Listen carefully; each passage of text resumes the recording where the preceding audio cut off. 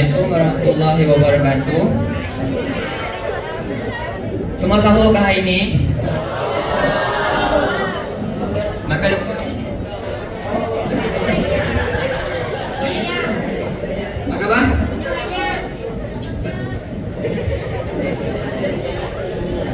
Hari ini saya akan memberikan tazkirah mengenai hikmah berabadan dalam kehidupan Muslim. Hari ini saya akan membahaskan salah satu peristiwa dalam sejarah Islam, iaitu Perang Badar. Perang Badar bukan sekadar pertempuran biasa, melainkan bukti pertolongan Allah SWT kepada kaum muslimin, penuh dengan hikmah yang boleh kita ambil dalam kehidupan harian kita. Perang Badar ini melibatkan antara kaum muslimin dengan kaum Quraisy.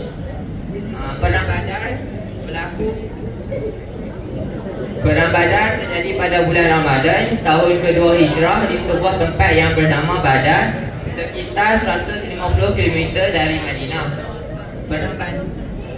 Perang Badar berlangsung selama 1 hari, iaitu pada 17 Ramadan pada pagi hari, dan berakhir sebelum zuhur dengan kemenangan berpihak kepada kaum muslimin hanya berjumlah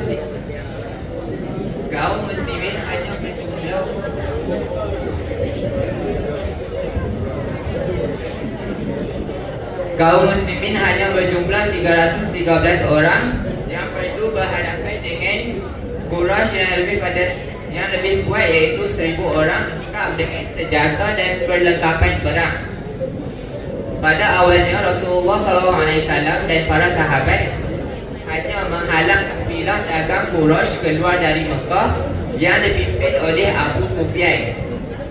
Sebab Rasulullah SAW dan para sahabat halang kabilah dagang Quraisy dari Mekah kerana kafilah dagang Quraisy yang membawa harta kaum muslimin dahulu dirampas oleh Quraisy di Mekah, dan kaum Quraisy sering menggunakan keuntungan dagangannya untuk membiayai perang melawan Muslim. Tetapi dalam Perang Badar terdapat beberapa bentuk dan pertolongan Allah SWT kepada kaum muslimin. Yang pertama Allah SWT turunkan malaikat sebagai bantuan. Buktinya Allah SWT mengutuskan 1000 malaikat untuk bantu kaum muslimin dalam pertempuran.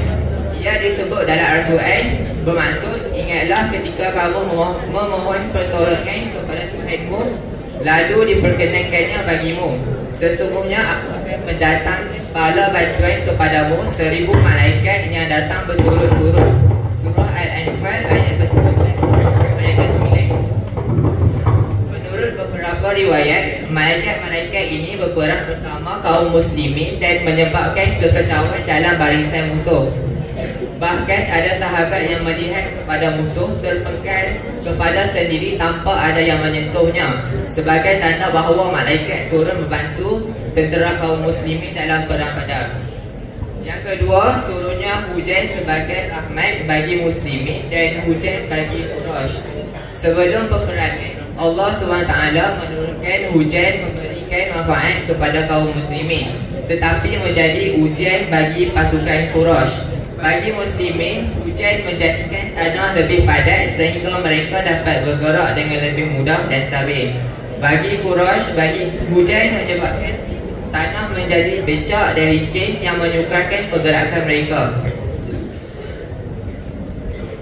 Yang ketiga, kematian para pemimpin Quraisy. Dalam peperangan Badar ini, banyak tokoh utama Quraisy yang memusuhi Islam terbunuh, termasuk Abu Jahl yang merupakan musuh utama Rasulullah SAW. Kematian para pemimpin Quraisy melemahkan moral pasukan Quraisy dan memberikan kemenangan mudah kepada kaum muslimin.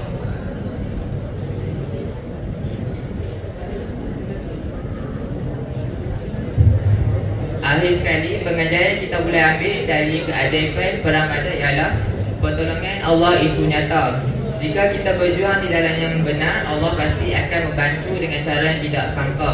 Yang kedua, kemenangan bukan bergantung kepada kekuatan dan jumlah fizikal. bergantung kepada jumlah dan kekuatan fizikal, tetapi kepada keimanan dan ketakwaan. Yang ketiga, doa adalah senjata utama. Rasulullah SAW mengajarkan kita untuk bertawakal dan berdoa kepada Allah SWT sebelum menghadapi ujian. Yang keempat, kesabaran dan keyakinan akan membawa kemenangan. Kaum muslimin tetap teguh walaupun menghadapi musuh yang lebih kuat dan akhirnya memperoleh kemenangan. Kesimpulannya, peristiwa Perang Badar ini menjadi pelajaran penting kepada kita bahawa dalam setiap kesulitan, Allah pasti akan memberikan jalan keluar bagi orang yang beriman dan bertawakal kepadanya. Sekian, terima kasih.